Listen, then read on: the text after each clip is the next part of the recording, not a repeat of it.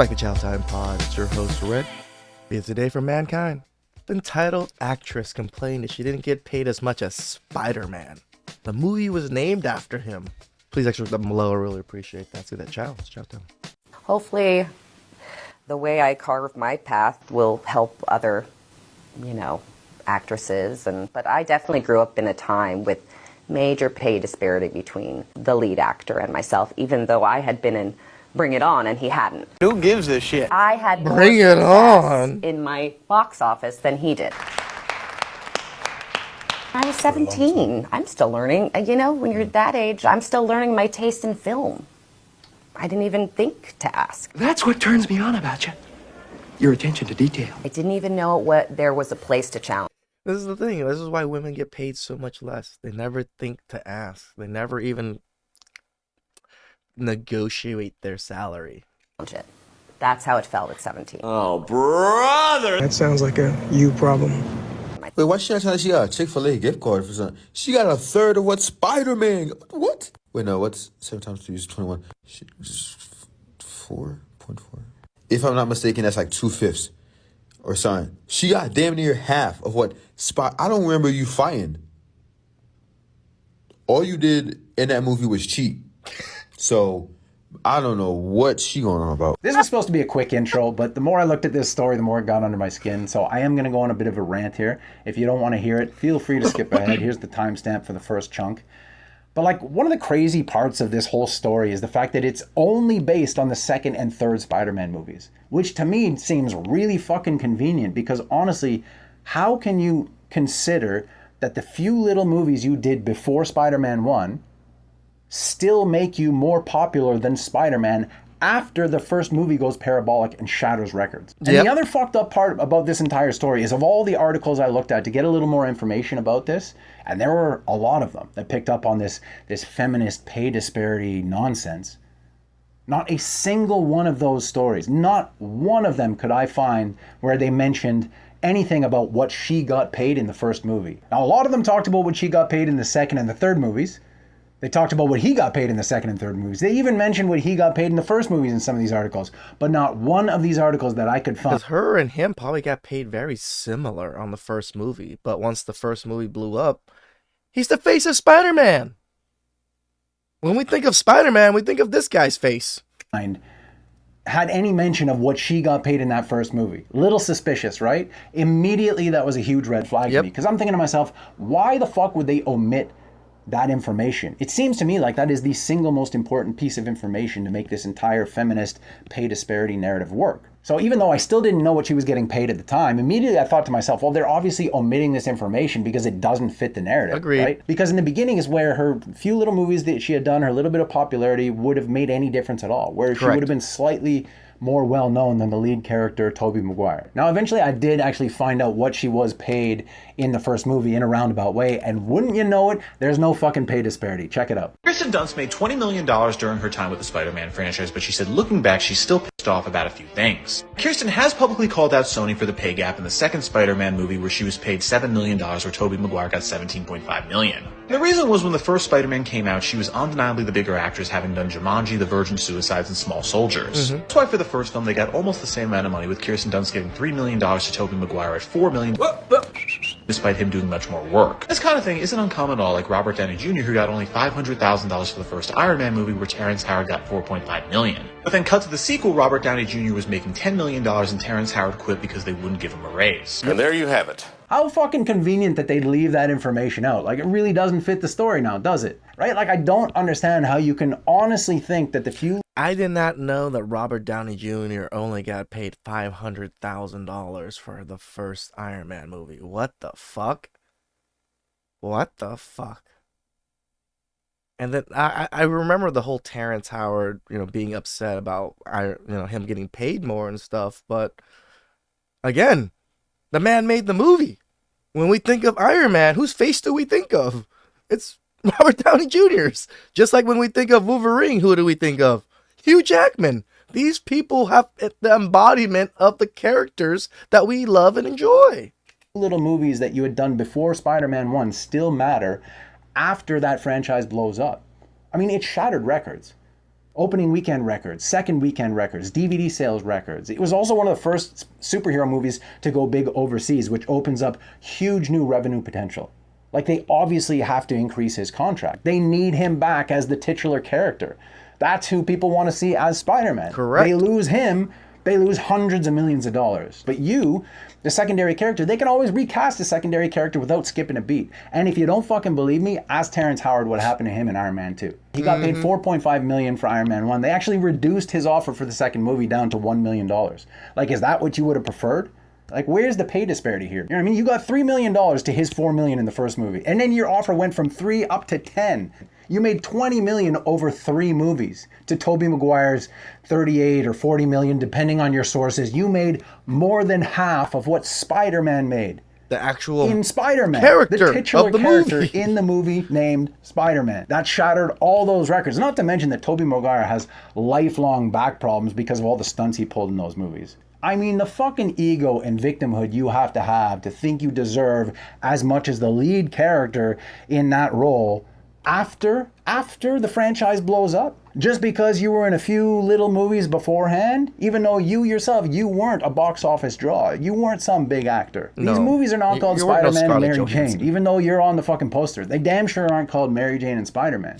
People don't come to see these movies for the secondary character, the love interest, as much as you want to fucking believe that. I mean, this whole fucking story and the way they omitted these small important details, it's just a perfect example of how they manipulate information just so they can continue to push this feminist victimhood narrative in the media, painting men as villains and women as victims. Now, I know there are legitimate stories of pay disparity in Hollywood, but I'm pretty fucking sure that this isn't one of them. Like, Jesus Christ, get over yourself. Everyone wants to be a victim these days. Yep. You're not some victim of the patriarchy. You're damn sure not as big as Spider-Man, and you never were.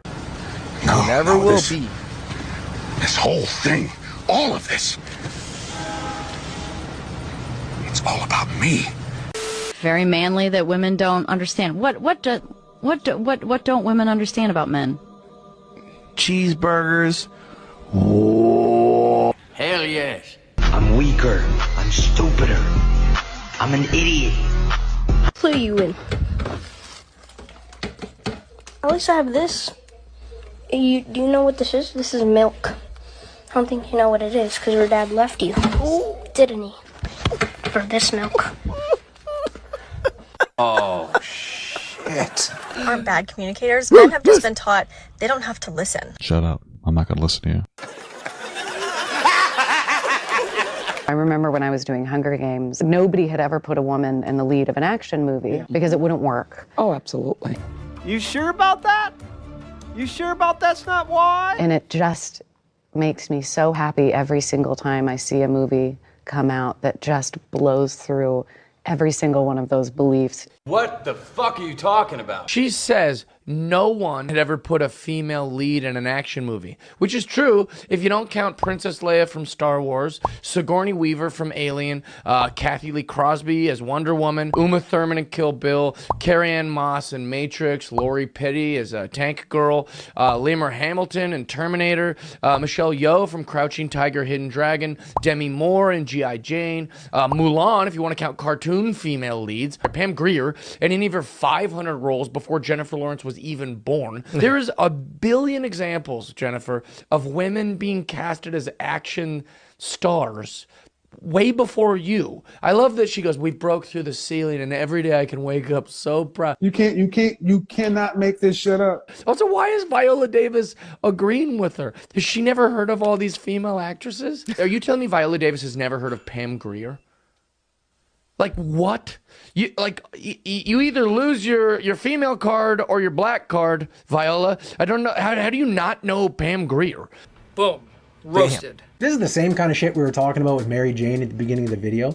It's just revisionist history, man. This is exactly how the feminist narrative continues to be perpetuated in the media these days. I mean, they're acting as if they're still breaking through these glass ceilings, and it's absolute fucking nonsense. Right? Like, they get on TV and they'll say something that... I gotta admit, personally, I'm not a big fan of movies with main leads as women. You can call me sexist, but it's never that enjoyable for me.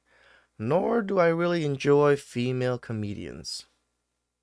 Hardly ever. Ali Wong, somewhat enjoyable, But every other one, I've gone through hour specials of many different females. Never laughed my ass off as I did with men. I'm not trying to be racist or sexist or whatever it is, but I enjoy men's content, men's comedy, men's action movies, so much more. That sounds like it could possibly be true if you don't fucking think about it. They'll paint men as villains and women as the victims of the patriarchy, no matter how full of shit they are. There's a lot of people out there who just want to believe what they see. They don't do any fact checking, they don't practice any critical thinking, and then they regurgitate everything they've heard and they pass it off as fact, and the cycle continues. And if you don't believe that's exactly what happens, this is a perfect example of it. This shows just how confidently someone can regurgitate something that they've heard, no matter how fucking wrong they are. Check it out. Google right now, can you do IVF without a man? Go ahead. You need the seed. And so your argument is you don't need a man at all. You do not. You do not need a man to have a baby. Oh, Lord. What year are you living in? What year are you living in? At any stage. There's no sperm that's involved. No. You can have a baby without a man. You can you can educate yourself right now and look that up, but you're refusing. And no sperm. You can She's so confident. literally look that up right now. So dumb. You're an idiot. You're more worried about laughing in your camera and recording me than doing a quick Google search to educate yourself. You sound so dumb right now. So, why don't you inform me? I just did. No. Don't say Google. You can take 2 eggs in IVF and make a baby. What? You can gladly Google that, but you don't want to. None of you have done it. Because we're not stupid to Google something that we know isn't true. Yeah, you fuckers, why don't you put the camera down, stop recording, stop laughing at her, and just fucking Google it. Maybe you'll learn something. Can you combine 2 eggs to make a baby? No, it is not possible to combine 2 eggs to make a baby. Well, shit, I didn't think this through. Boy, I feel like a horse's patoot. This is a pretty good workout. But how do I get outside the kitchen? Fellas, would you rather tell your feelings to a brick wall or to a woman? I don't blame you. So for those of you who don't know, this is like a response to the bear versus man question. So you have, would you rather tell your problems to a woman or a brick wall? But the other one is, would you rather be trapped in the desert with a woman or a dog? Dude, just remember, when you see her, just compliment her. The girls love that. Okay, for sure, I got it. That's good advice. Trust me, dude, she's gonna fall in love with you. Okay, got it. Yeah, I'm just really sad because my dad died today. You're fucking hot. Wait, what the fuck? Are you serious? And you got a fat ass. Nailed it. Is this your card? No. No. Check under your fucking. Ta-da! People these days are too judgmental. I can tell just by looking at them.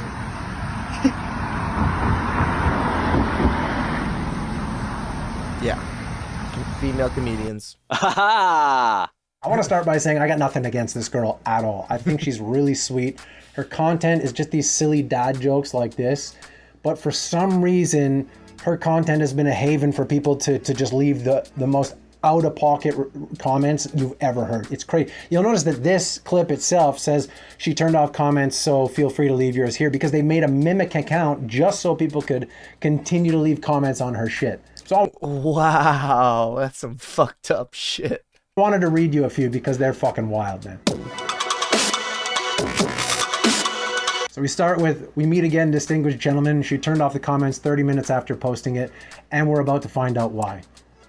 Haha, she makes me every little day a little easier. Sharing this with my friends at the office. By the way, smash your sloppy whopper on my slimy flopper. Fart in my inhaler. Shit on my dog and let me watch. Ha ha ha, so funny. Now piss in my cornflakes. What is going on, shit. guys? LOL, pee in a condom, freeze it, then peg me with it. Man, y'all are fucked up, bro.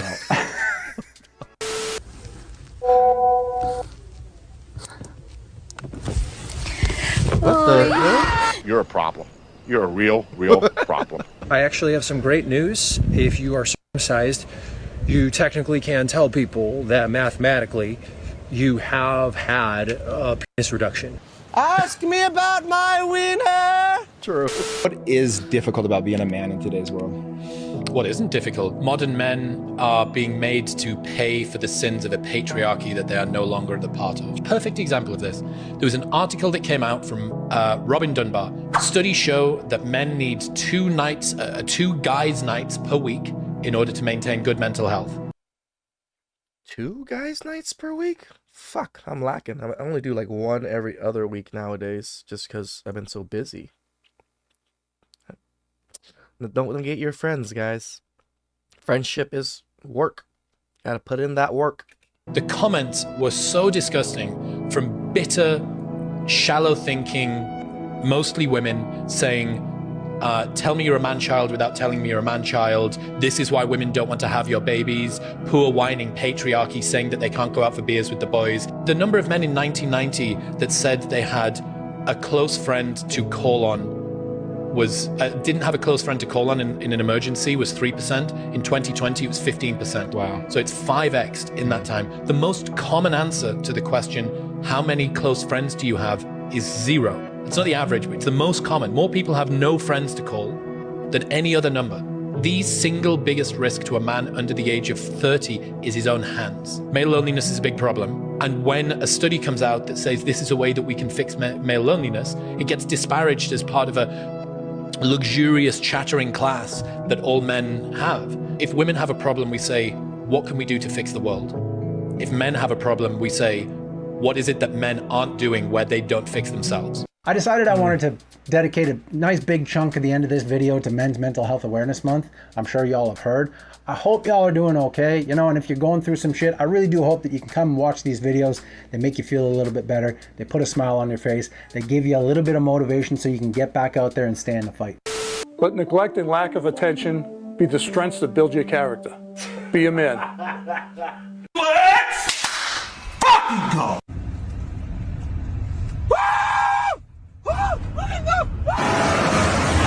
Is it a cow? It's a cow? Cow. Ah, I thought it was a cow.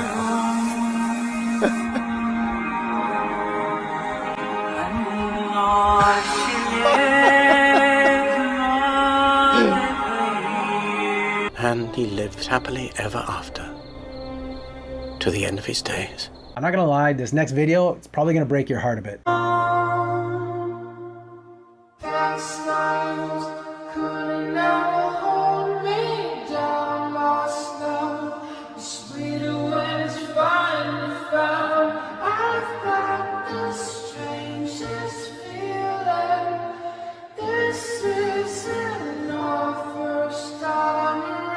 And every time I watch that clip, it honestly breaks my heart a bit. And it's just a little reminder that you never know what somebody's going through. So this is why I hate the prank genre on YouTube, Twitch, and all that stuff. We really don't know. I always talk about it. You don't know what the person's going through.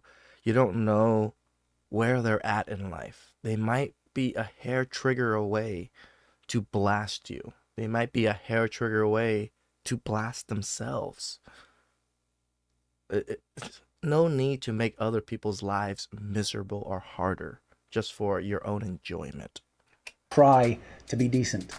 And I know these guys weren't trying to be malicious. They're just fucking around. But like I said, you never know. And there are so many guys out there who just have no one in their life to talk to. So remember to check up on the people you care about. At least check up on your boys. Because I know that people watching this content, more often than not, have been through something really fucking dark or are actually going through something really dark right now. So if you're going through some shit, feel free to vent in the comments, man. I answer 40 to 50 comments per video. I'm sure there are people in the comments more than willing. You guys can comment as much as you want. I don't delete comments. People keep thinking I delete comments. I don't. There is comments that get flagged that I have to approve, but I approve it every morning when I wake up. I approve all the comments. I don't care to delete it because I don't care to censor you guys. You guys can say whatever you guys want. As long as you guys are not trying to be malicious with each other.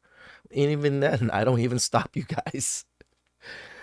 I want you guys to be able to speak your mind. Even if you guys hate me or, think I'm some doofus that don't know what I'm talking about or whatever, just go ahead and speak. It's okay. I'm not going to be upset about it. People disagree with me all the time. I even heart their message and reply here and there. I do my best to be a part of my own community, I read all my comments. Maybe not all, but like 99 to 95% of my comments. And if it's something I can reply to, I will. If not, then I still read them, guys. Especially when you guys put, hey, Red this, or hey, Chow this, or anything like that. I try my best to read those particular ones, and then I'll reply to those particular ones, because you guys are actually talking to me in a sense. And I appreciate that. To strike up a conversation who've probably been through something similar. I just want to make sure y'all are doing okay. I want to make sure you're staying in the fucking fight. Because as we well know, this is one of the biggest lies that men tell. So, how are you? I'm good. I'm okay. Always check up on your friends. What's up, Max? How you doing, bro? Lost it all gambling, bro. I'm about to end it all. There's always a better day tomorrow, bro.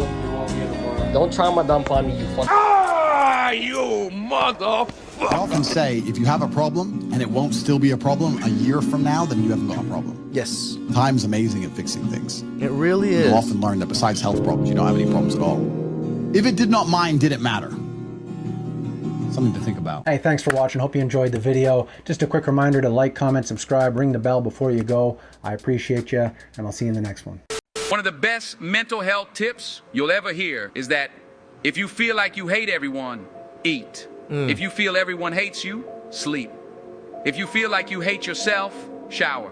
If you feel overwhelmed by your thoughts, write them down. If you feel stuck in the past, plan for the future. If you feel anxious about the future, focus on the present. If you feel restless, take a long walk. If you feel like giving up, remember a time you succeeded.